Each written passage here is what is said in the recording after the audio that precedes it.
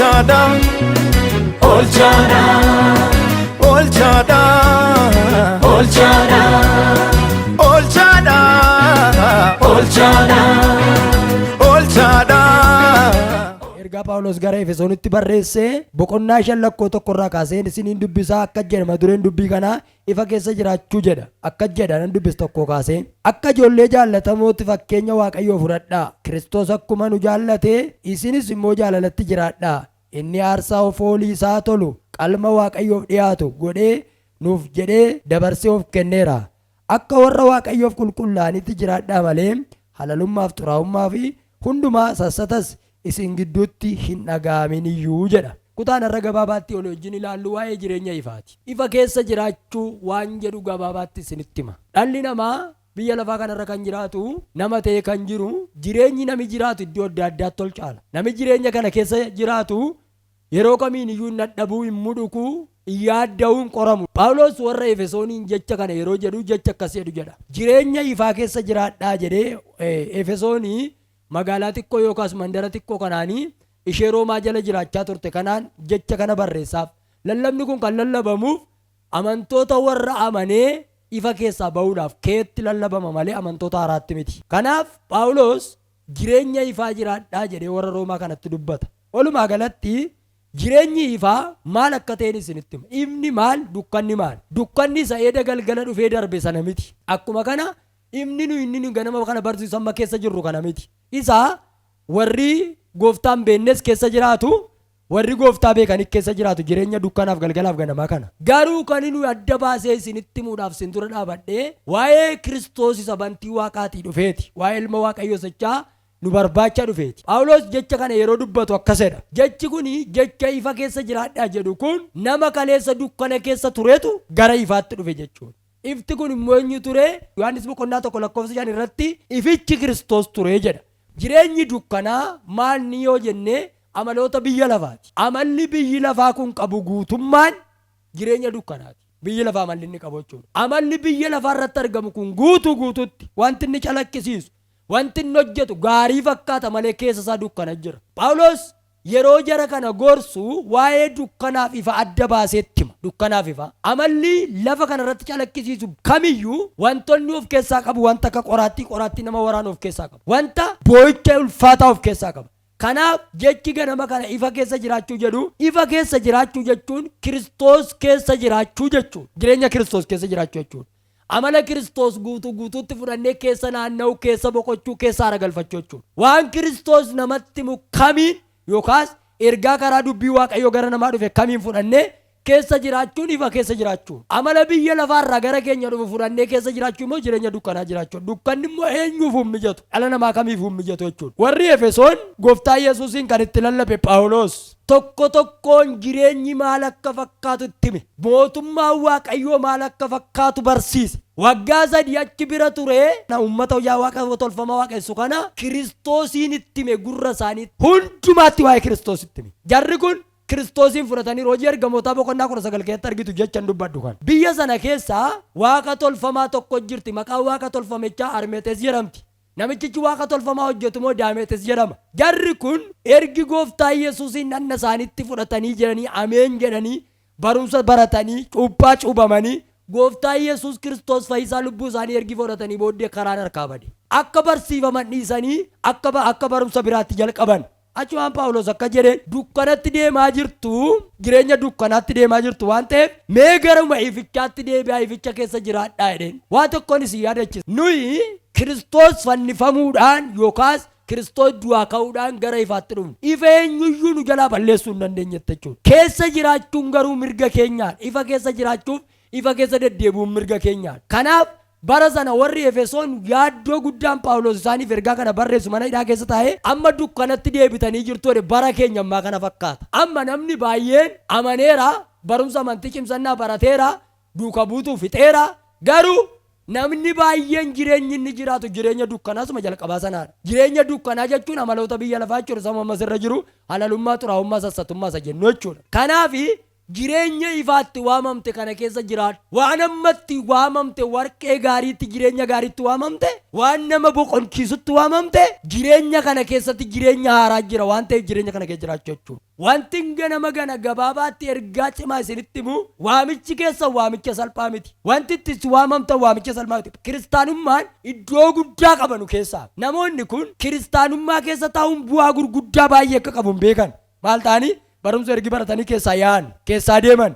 Har'ayyuu namoonni baay'een gaafa barumsa amantii cimsannaa baratan waa hedduu barataniiru waldaa isaanii. Duuka buutuu gaafa ta'a waa hedduu barataniiru. Garuu jireenya sana keessaa miilla fuudhuuf baay'ata. Ergaa guddaan isinitti himu ergaa jabaan jireenya ifaa waamte kana keessa ifichuma keessa jiraadhu. Dukkanatti hin deebiin gara dukkanaatti fuula kee hin deeffatin.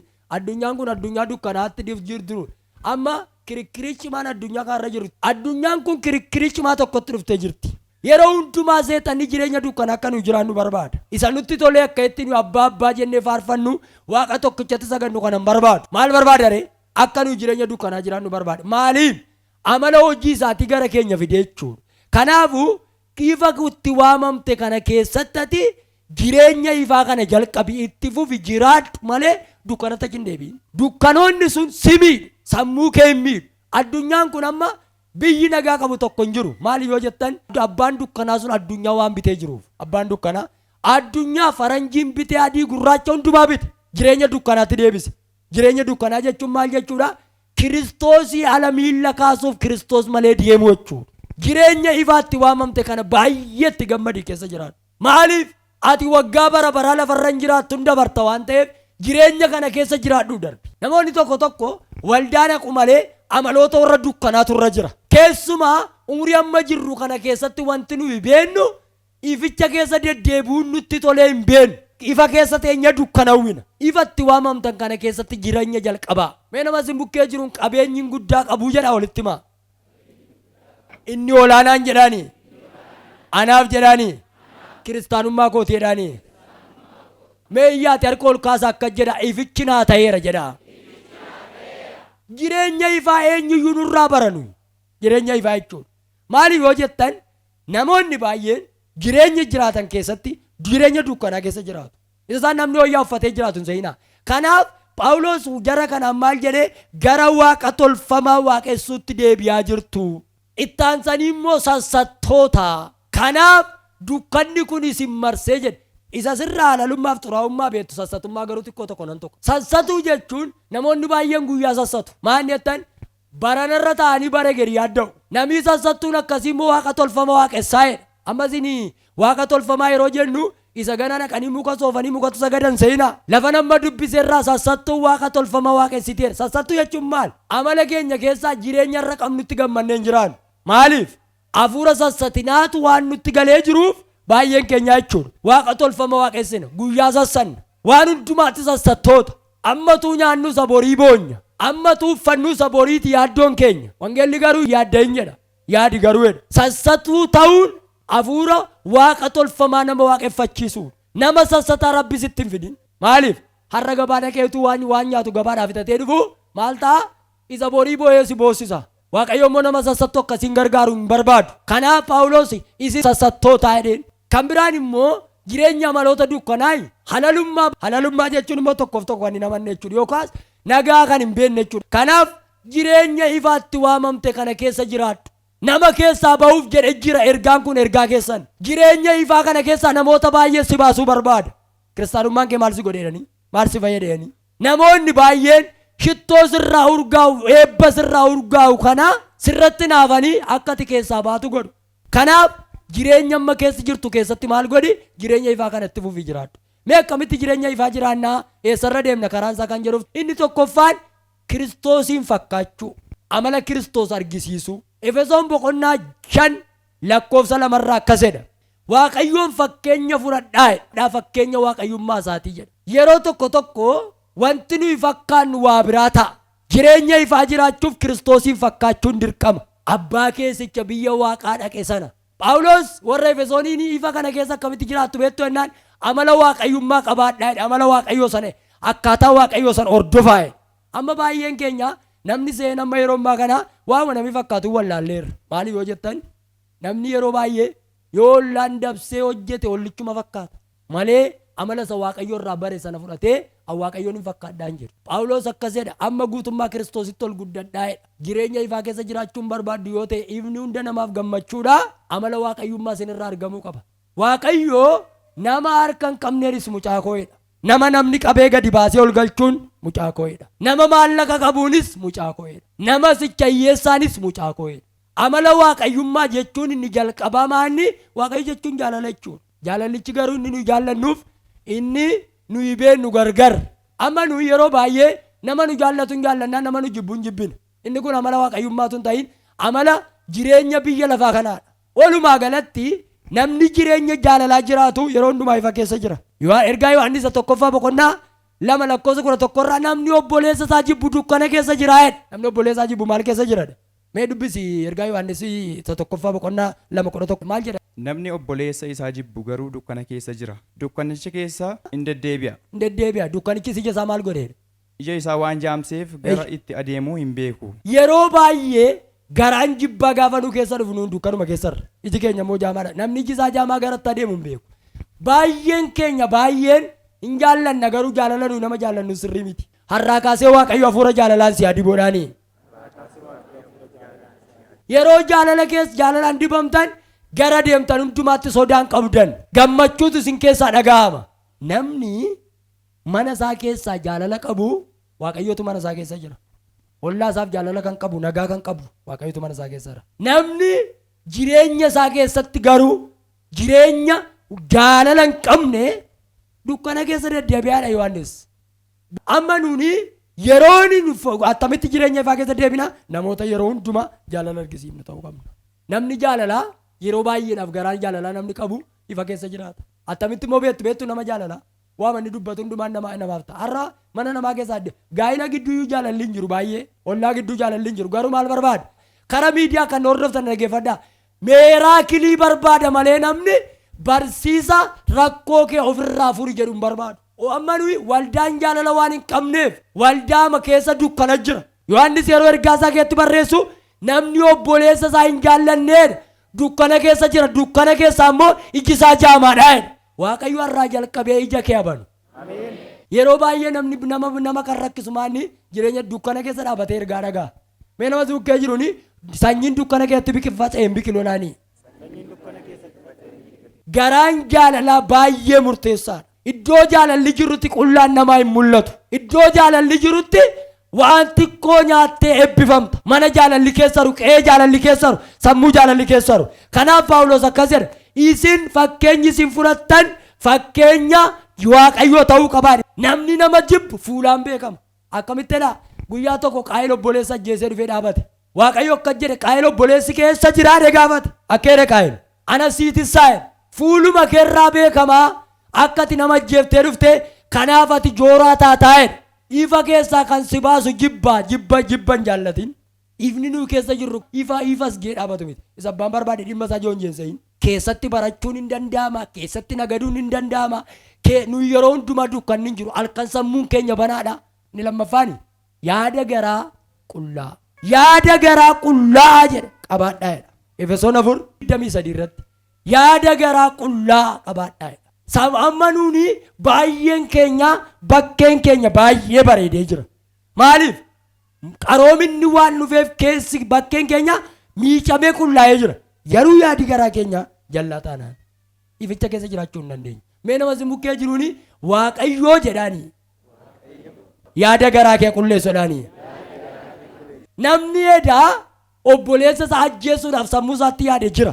Haati warraa amma bara lafarra jiraattu abbaa manaa kokka godheen akka godhe jette jirti.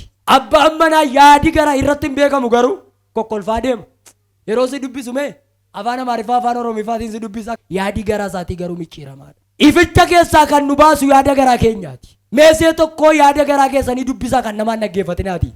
Waaqayyo akkanaan jedhe. Bokkaan roobee caamees aduun ba'es ba'uu baates warra garaan isaanii qulqullaa yaada garaa haaraa qaban jedhe gooftaan. Balbaloota baay'ee ifa nagadaa ifa hojii ifa eebbaa keessa dhufa.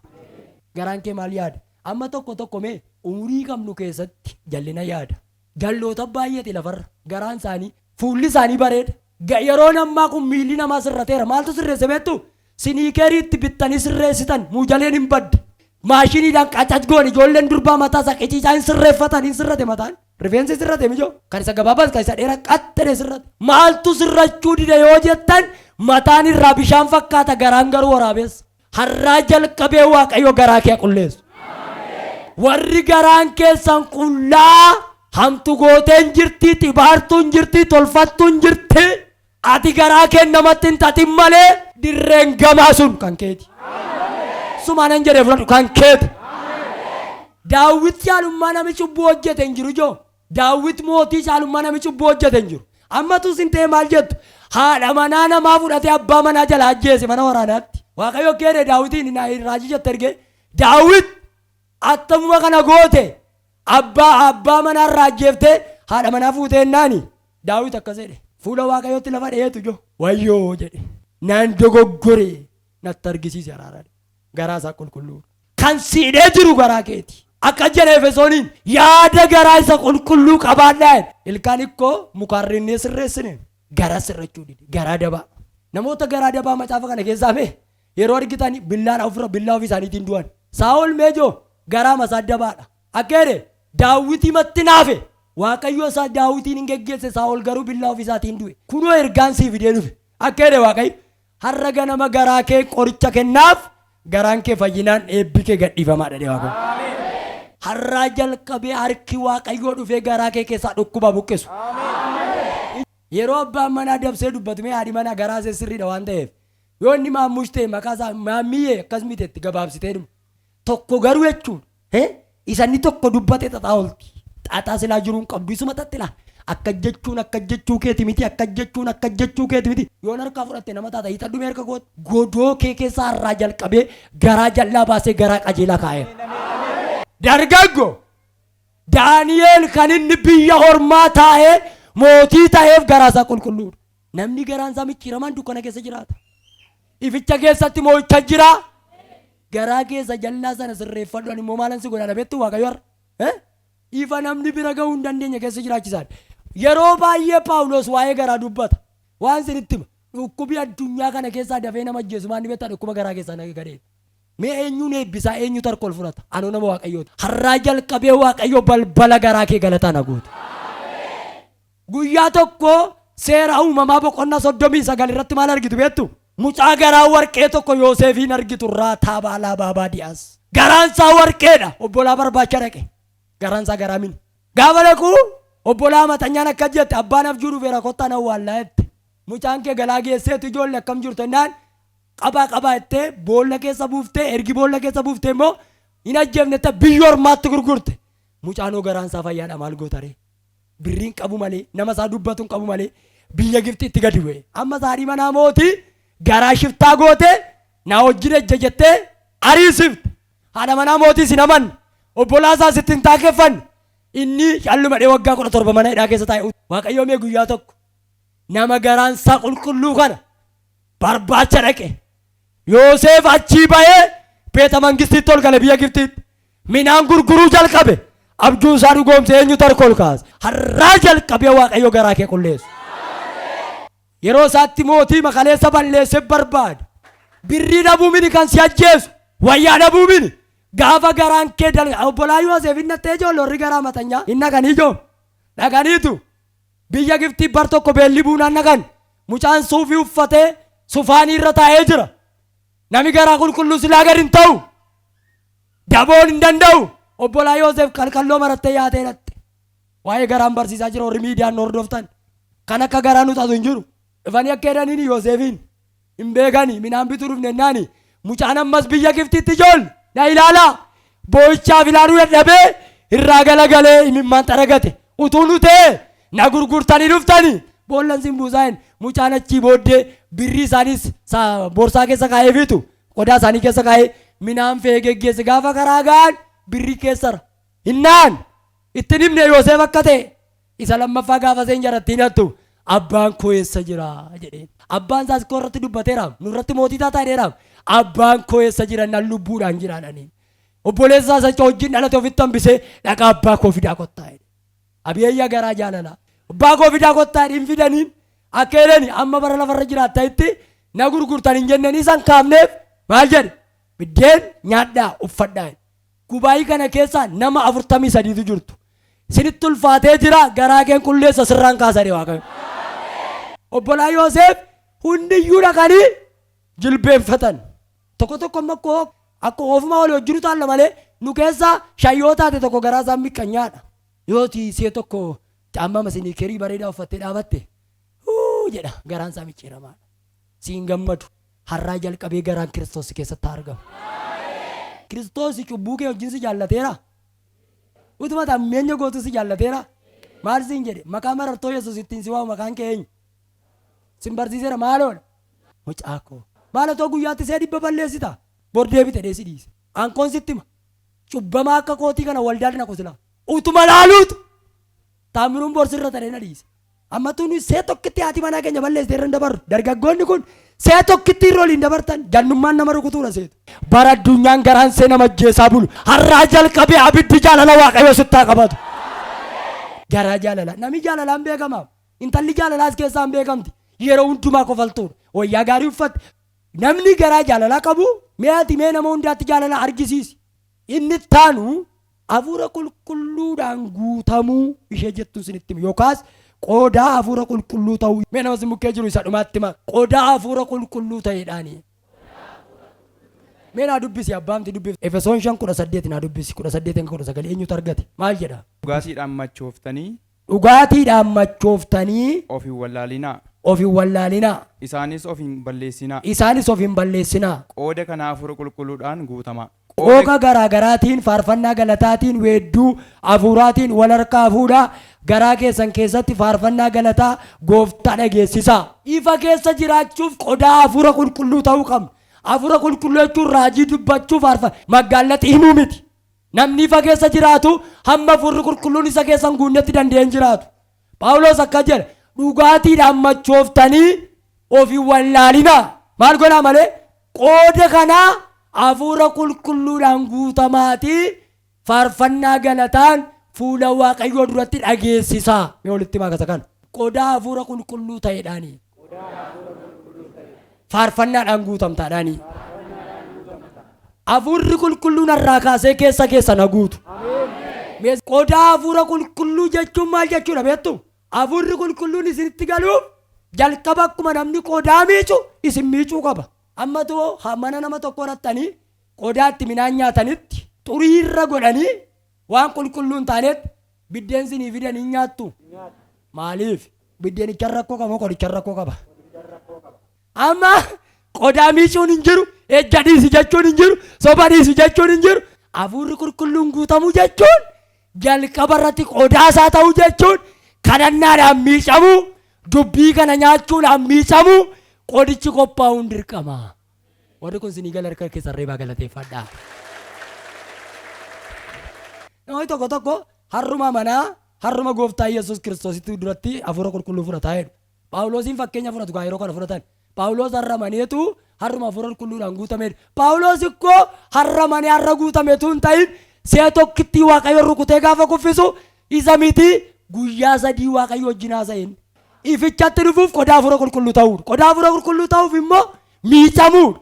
Waaqayyo dhufee nu fayyisuu dura nu miicuu qaba waan ta'eef. Dhuguma nama taatee goota beekamaa barnootaa goota beekamaa nama guddaa taate harka kee ol fudhadhu. Har'aa jalqabee saayitii 2 saayitii 3 hafuurri si miicu hafuurri miicuu yaadatu har'aa kaasee sirraa dhufu.